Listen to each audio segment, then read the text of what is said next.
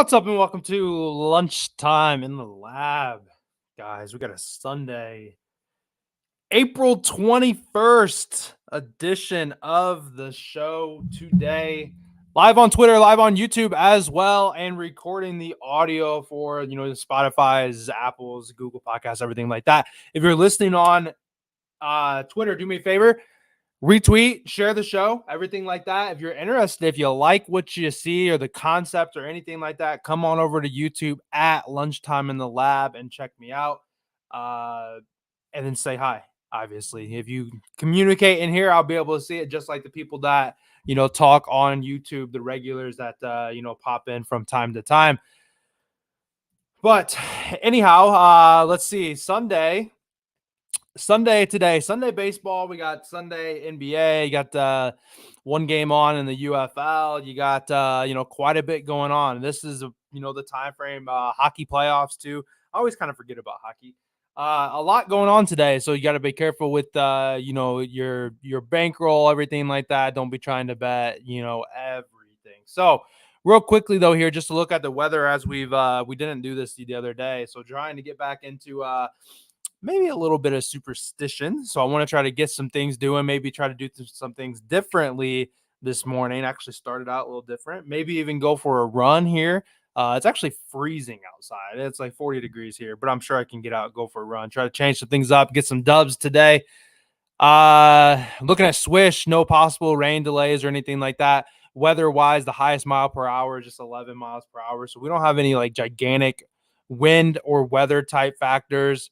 Do have wind blowing out at the Pirate Stadium, blowing out to right field at the Philly Stadium, which is nice for those big lefty bats. Really want to try to find a way to bet the Phillies, but I'm struggling. That money line is obviously a little juiced up. I don't like to play a minus 130 on the run line.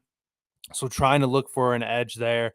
Wind blowing out at Yankee Stadium too, blowing in at Guardians, blowing out at the Twins. So nothing overly crazy. Blowing to right field at the Cubs Stadium. Nothing crazy. If you look at like Ballpark Pal, still have like their projected percentages are still well below the mean. They're all in the red, so it's just that cold weather. Misty, rainy.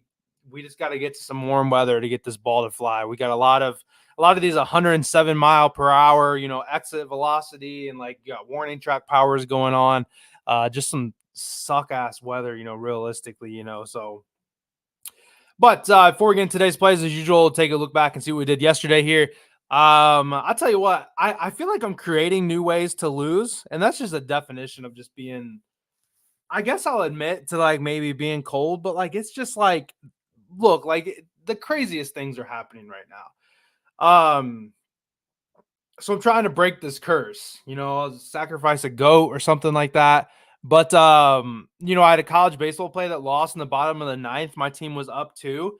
They had multiple errors, multiple walks. Wild pitch has a guy on first or second and third with 1 out. They go ahead and intentional walk, which makes sense. Try to get a double play. They hit the next batter, which ties the game. They had already scored a run since then. They walk the batter after that. So there's a walk-off walk. It's literally meltdown from the bullpen. Talking about the podcast plays, Zay Hartenstein over 19.5 points, rebounds, and assists. That lost. He had 16. He only played 17 minutes. He played 8 minutes in the first quarter, 1 minute in the second quarter. In that 1 minute, he did pick up 3 points, rebounds, and assists. So he was productive. 8 minutes in the third quarter, and he did not play at all in the fourth quarter. They decided to ride Mitchell Robinson. I certainly wish I would have known that. I talked about it. I mean, it's the first time. This is the lowest minutes he's had since February. He's been the starter for the longest time over Mitchell Robinson. I don't know. I mean, if he would have played an extra 5 minutes, we would have cashed. If he would have played his normal minutes, I mean, we were talking about him getting 30 minutes. If we would have played 20 minutes, we probably would have cashed. Bradley Beal over 17.5, finished at 15. The man didn't take a shot in the first quarter. The man didn't take a shot in the fourth quarter. We were 3 points short. He essentially played one half of basketball. I don't know. Then we had the Kobe White. We got hooked on that, and we got pulled in a blowout. We just needed 1-3. Since the playoffs started, going back to the NBA, I'm 0-3 in player props, and I've lost in just in just ridiculous ways. I write a book at how frustrating it's been. Cubs team total cash yesterday, so we went 1-2. Super frustrating. Weird stuff going on, guys. Like it's, Gage says it's about to start going our way. Man, at some point, certainly hope so.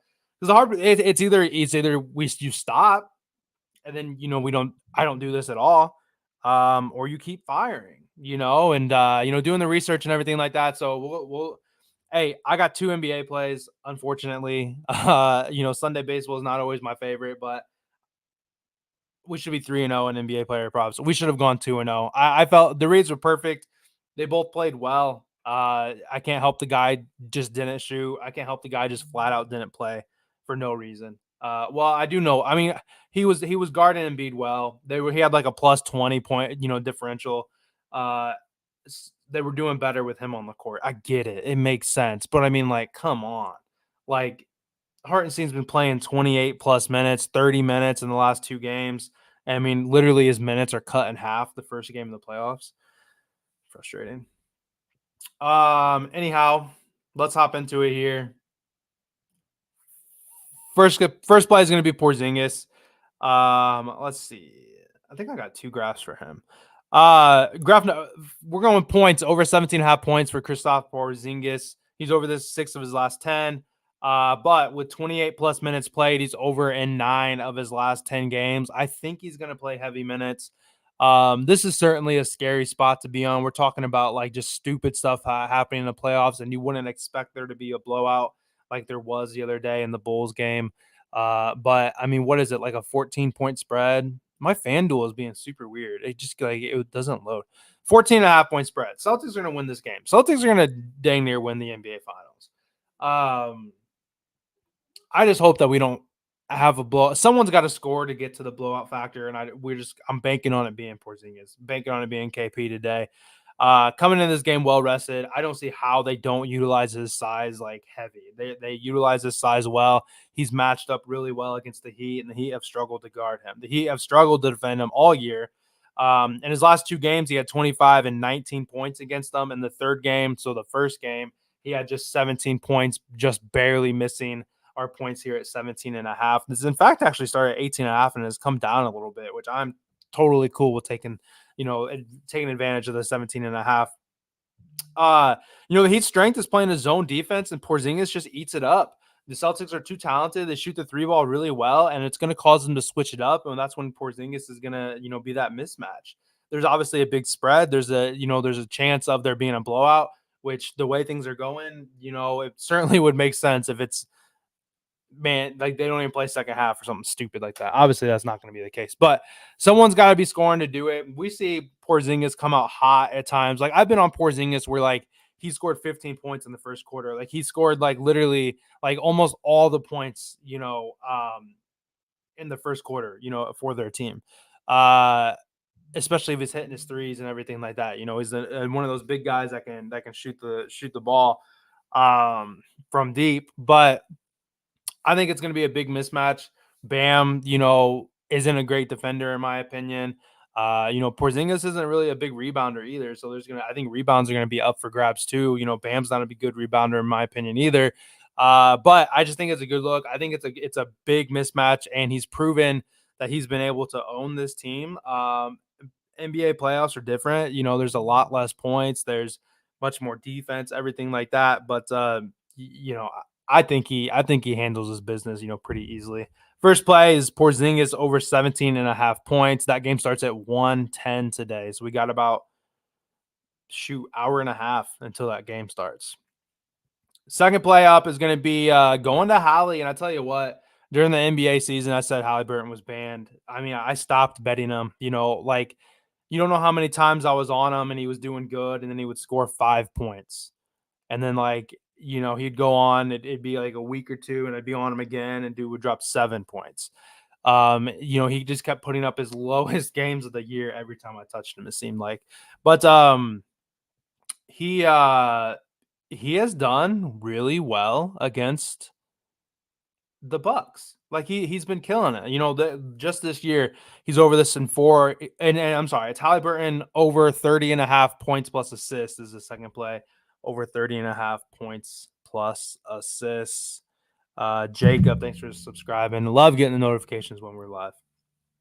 Over 4.5, over in 4 or 5 games with an average of 38 points and assists combined. These matchups have been fantastic. These have been awesome games. I mean, we watched them in the play-in tournament or in-season tournament, I guess they called it. Even outside of, I mean, tons of points, tons of action. Obviously, Giannis isn't going to be in, and he was in for most of those games, if not all of them. Obviously, it's a playoff. Points take a drastic dip, but I think the Pacers are going to be they're going to be exceptionally scrappy. I think the Pacers are going to be a low key fly under the radar, be a pretty solid team for the playoffs here. I would think that he's going to play high 30, if not even low 40s in these matchups here. And without Giannis, the Bucks are going to use Brook Lopez, I think, a lot heavier than what they probably anticipated wanting to use, which then means they're going to be running a lot more of that drop coverage, which almost right away makes me think, all right, like Miles Turner, threes. Like Miles Turner against the Bucks had been just such a good bet. In the beginning of the year, I was all over Miles Turner. Anytime you added a big guy that could shoot a three against the Bucks, that looks good. And I'm kind of slowly pulling it up as I'm talking here, but it's to the point, like you can't play it straight. I mean, the books know too. It's all kinds of juice, like minus 150 or something like that for him to hit 2 threes. I just wanted to see, which he's been shooting too. Let's see this year. So I mean, he's hit 2 threes and 6 out of 8. And then here recently, in the last 10, he's hit 2 threes and 8 out of the last 10, and 4 of those those 8 being more than two threes and 2 fours. But I mean, I'm also I'm well off on a tangent here, but just speaking of the drop coverage, I mean, you think about the three ball and everything like that. Yeah, he's minus 162 for threes. So that was my favorite play. But transition to Halliburton. Towards the end of the season, the Bucks were allowing a lot of pull-up jumpers, which fits into Halliburton's like scoring profile. He actually takes 45% of his shots as as a pull-up. He has also averaged massive potential assists in all the games against the Bucks this season. 17, 19, 16, 22, and 20 potential assists in those 6 games that he's had. That's only 5 numbers though. Oh, that is 5 games. Sorry. He's had a lot of opportunities to pass the ball. He's had plenty of shots, the chances to score, whatever. I think that we get back into like facilitator, playoff Halliburton before he's injured, before he, went off the All-Star game, and then he comes back and the dude just, disappears, right? Hopefully we get Halliburton hopefully we get the Halliburton that made him the All-Star, that made people look at him and want to vote for him to be an All-Star. That's the Halliburton that I think is going to show up today. That's the one that we're looking to show up today. We want to show up today, everything like that. That's what we're looking for. So second play, Tyrese Halliburton over 30.5 points and assists.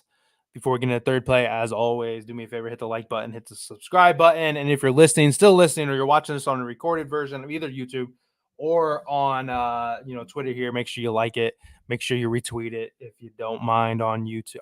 If you're watching on Twitter, and then if you're watching on Twitter, make sure you come on over to YouTube and support me there. Marcus ties on it, I think. I don't think I was a big fan of that last game, but if you're in the Discord, Ty will have a play on it. The games, that first game went really well. The over flew over like we thought it would. And then, Birmingham almost lost outright. They were a 9-point favorite. They had to kick a last minute field goal. I think ended up winning by 1. Oh, by the way, they had in that game, there was a lightning delay. So like they took him off the field. And they decided that delay was going to be halftime, and the second half was not over yet. So what they did was they took the time that was left over and they added it to the third quarter. So they played longer than 15 minutes in the third quarter. It was like they played like a 17-minute like third quarter. Like that is not okay. Like there's you lost opportunity to score at halftime. A team could score and then like maybe they got the ball back and kind of double dip like that. last 2 to 3 minutes before the end of the half is hiccups is insanely important, and they just like stole that away. I can't believe they did it unless they ended up not. I mean, that's what I was reading, but unless they ended up not doing that, that's crazy. That's crazy is even an option, even something to be thought of. Anyway, the first play today was going to be Porzingis over 17.5 points. The second play is Halliburton over 30.5 points and assists. And then the third play, yeah, I figured Ty probably had to play. Yeah, there's just so much going on right now. Like, and especially with me being like a little colder, like I just can't deploy. Like, I've been playing, I've been trying to play college baseball. I've been trying to, people want college baseball, people want NBA, people want MLB, like, man, if I just played one of each, that's 3 units in. And especially with some of these bad beats I'm having, I gotta limit it. But nothing up in the Discord officially yet. If you want to ride these plays here, I mean, that's certainly up to you. But I'll come in with something, hopefully thoughtful and um a bit safer. Waiting on lineups too. I was interested in the Astros this morning, and then Christian Javier was scratched. So no, I got a third one coming. Christian Javier was scratched. So now Hunter Brown's pitching, and it's like, nope, not interested in it. So it's just a perfect example why it's like pretty important to make sure we're kind of paying attention to lineups. In the beginning of MLB season, you don't have to really worry about it. But now that we're kind of like in it, like it's you got guys like the Cubs set Bush and Bellinger first game, and they looked, no offense. And then second game, both those guys were in. Of course, they won. And yeah, Marcus, yeah, we already complained. I don't know if you were here. Already complained about Oregon State. At like I said, inventing ways to lose at this point. Third and final play. Man, I haven't changed this graphic in like 3 days. Been a good series. Unfortunately, I can't watch the Cubs where I'm at. But today is Kyle Hendricks Day. We have taken the first 5 team total for the opposing team that Kyle Hendricks has gone against at least twice, possibly 3 times. But I don't trust the Marlins. I don't trust the Marlins people to go out there and do it. In fact, I think the first 5 team total is only at 1.5, but I think it's like a minus 150. So realistically, it's not overly what's the word? See, boom, just like there. Talking about, all these things, people just ask me if I'm doing college baseball today. My son's coming to visit. What's up, buddy? That's cool. Yeah. Hey, I'll go take it back out there, okay? See? That's neat. Of course, Mom bought you something. That's not so. Go, bud. Come on. I'll be out there in a little bit. Lost my train of thought. Oh, but I don't overly trust the Marlins offense to be able to like jump all over it. Like it might be like slow going or whatever. So I'm gonna go with the full game total in this matchup over 8.5. I like the 8.5 number because in my brain, it says I just need 1 run and inning. That's all I'm asking. All I'm asking for is 1 run and inning. So Cubs and Marlins over 8.5 full game total for today. Mainly being Kyle Hendricks is pitching, like I said. So far he's 0-2 with a 12.71 ERA. He's given up 7, 5, and 5 runs in his 4 starts. Like I said, we have been all over Kyle Hendricks. He's the gift that keeps on giving. However, I just don't trust the Marlins to be able to do all the bulk. I don't want to purely bet on the Marlins. I just can't find myself doing it. Brian De La Cruz, fantastic. Dude's been hitting lights out. Tim Anderson has a pretty good history against him. Josh Bell hitting the ball pretty well. These Marlins actually do have some pretty good bats, low key. They just haven't been putting it together. The runs given up. What the heck did I just say? Oh, he's only pitched I typoed in my own notes here.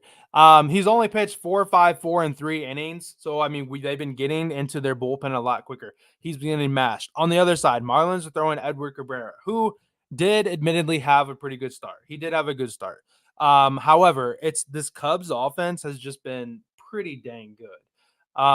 It was just his first start. We haven't really seen like a big sample size like we've seen, on the reverse side of the Kyle Hendricks where he's pitched 4 times.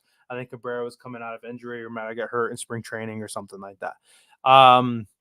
However, facing this Cubs offense, the Cubs have scored 5+ in all but 2 of their home games this year, and still they have scored 5+ runs in every single win that they've had. I'm not saying they're going to win today, but they've been scoring pretty dang well when they're at home. The Marlins bullpen is still currently ranked 5th highest with the 5th highest bullpen ERA. So last night, rookie pitcher comes in for the Marlins. Dude was terrible too, like a 10 ERA, almost 11, 15 walks, and realistically, outside of the solo home run that he had to Bellinger, and then he had another solo home run given up to somebody else. He gave up 2 solo home runs. He pitched great. Cubs couldn't touch him. He was striking guys out. Cubs had no answer for it. They bring their bullpen in. Cubs wake up, score, end up scoring 4 runs in 1 inning. They they win the game like 4-2 or 5-2 or something like that. So there, Cabrera is not going to go long, especially with this being only a second start. So we're going to get into this bullpen that's going to help us out. The Cubs bullpen, I honestly don't even know where it sits, but I'm sure that's not the best. So anytime you can get, past, a bullpen, that starting pitcher, and honestly, like the Cubs bullpen, they're like top 15. They got a 4.01. The Cubs bullpen honestly might even be better option than having Hendrickson, to be honest. But anyhow, we have a full 9 innings, collect 8.5. Essentially, we just need 1 inning per run. With Hendricks pitching, I feel pretty good about the Marlins being able to get some win. Would love to see a Cubs like 6-3 win at this point. Gets it done for us. If the Marlins come out and just kill them, like that's fantastic. Part of me wants to use like the DraftKings early up promo on it. Plus 110 on the money line, especially with them batting first. But I just don't know if I can put a lot of faith into like the 4-14 Marlins, you know. So that's why we're going with just points or runs, I mean, in this third play. So we'll recap here to get the audio side of things. What's that? Leston? What do I think about the Guardians? I feel like, let me first see. Chief has not dropped yet. Chief is a Guardians fan, and normally he plays them. Who? Oh yeah, the A's. I feel like Ross Stripling actually matched up pretty well against the Guardians. I feel like I actually looked at the A's and I was like, it's Sunday, could be sneaky. I wouldn't certainly say the Guardians are like a lock or anything like that. BB or however you say his name, like he hasn't been pitching really that well either. I was trying to pull one button up. Okay, I don't have a graphic though. I don't have an end of show graphic here to show the plays, so I'm just gonna have to read them off. We're gonna go ahead and close it out on the audio side of things. Anybody that's live on YouTube or live on Twitter, if you guys have any questions or want me to take a look at anything, I could certainly do that. Daniel, you say home run parlay. I tell you, these guys just don't seem to be hitting home runs. But I mean, if you guys have some suggestions for me, I don't have any clear cut ones in my head. I was probably gonna skip it. I feel like we're just burning money at this point playing some of these until we get into some warmer weather because the ball is just not traveling. But for the audio side of things here, we're gonna hit our recap here for Sunday, April 21st on Lunchtime in the Lab. We're going with 2 NBA plays. Porzingis over 17.5 points for our first play. That game starts at like 1 o'clock, so you got about an hour to get it going. Like I've said before, definitely a downside to just listen to the audio side. I'm going to try to get this posted ASAP so you guys can hear it. By the time you're listening, you may have very well missed it. And if you're finding that happening, make sure you come on over and try to check me out live on YouTube. Second play, Halliburton over 30.5 points and assists combined. And then we'll wrap it up with the MLB Cubs and Marlins over 8.5. I think this game starts at 2 p.m. if I'm not mistaken. So a lot of matinee, a lot of day stuff on a Sunday as usual. Maybe 2 games, maybe 3 games at 4, and then maybe a 1, maybe 2 at 7. So a lot of early stuff for us today. But as usual, thanks so much for listening. Be sure to follow me on social media at Live Joe Bets. and I will see you guys back tomorrow. Okay. All right. So that's done for audio. While I'm talking to you guys, I'm gonna try to save it. I need to get this posted because people that are listening on just audio, yeah, I feel like they're probably not getting plays in time. If anybody has anything, go ahead and drop it now for me, please. If not, I'll probably think about just trying to get out of here. If you guys have any home run, if you guys have any particular home run looks, I would certainly entertain them if we could put together, like 2 or 3 of them or whatever. But like I said, the ball is just not even like, I pay the $10 for Ballpark Pal a month. It's a free, it was a free website that I used. I found myself looking at it every day. I still look at it every single day. It's just math, they do humidity, wind, ballpark factors, everything like that in terms of what they think for runs. But they've been putting out articles and information that says, yeah, yep, like home runs were down X amount of percent again today. Home runs are down overall, so on and so forth. So it's home runs are just not being hit right now. But it's just April. Like we're like 10% done with the season at this point. There's a lot of baseball to still be played.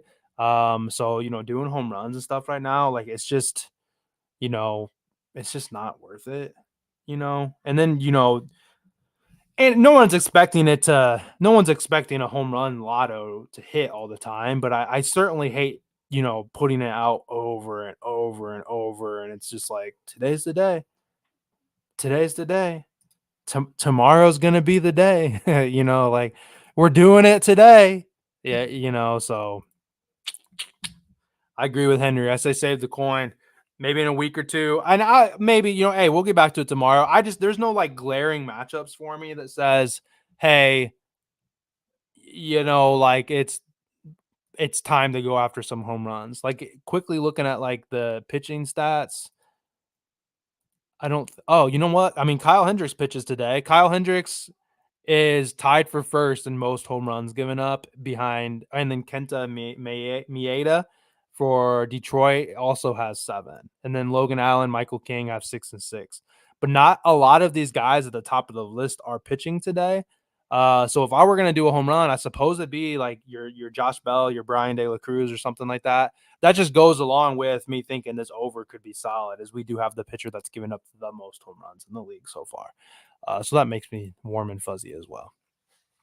But I'm going to go and get out of here. I appreciate you guys for listening and everything like that. Recap again, just real quick for those of you that might have hopped in on any, whether you're on Twitter or on YouTube or anything like that.